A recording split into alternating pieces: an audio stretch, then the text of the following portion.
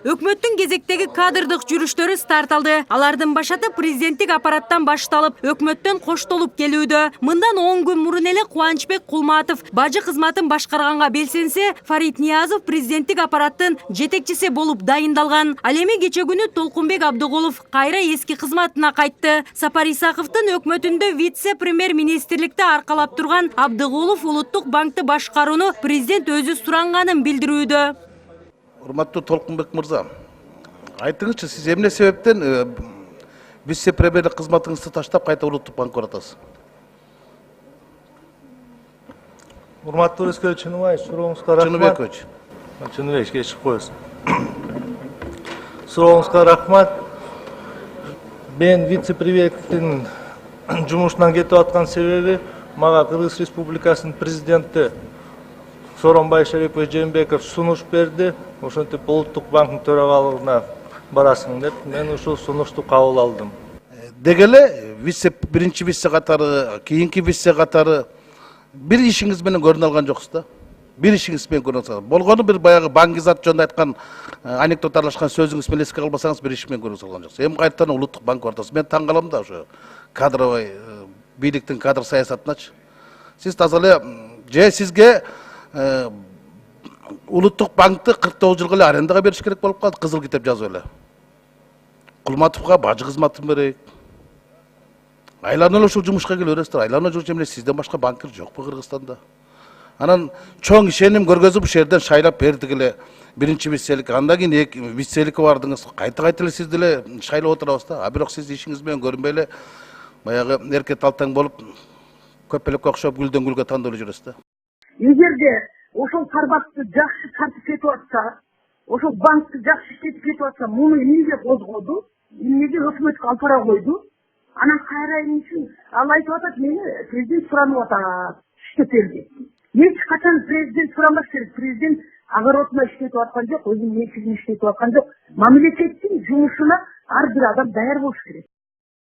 Өкмөттөгү кадырдык өзгөрүүлөргө Абдыгулов жалгыз мисал эмес. Буга чейин дагы бир вице-премьер Дүйшөнбек Зилалиев мамлекеттик мүлк фондуна жетекчиликке которулган. 21 декабрда ал өз арызы менен отставкага кетти. Зилалиев бул аракетин тергөөгө тоскоол болбойн деген таризде түшүндүрдү. Эскерте кетсек, улуттук коопсуздук боюнча мамлекеттик комитет 24 ноябрда жаңы президент ант берген күнү кортеж өтчү көчөгө бомба коюлганы тууралуу жалган маалымат боюнча кылмыш ишин козгогон.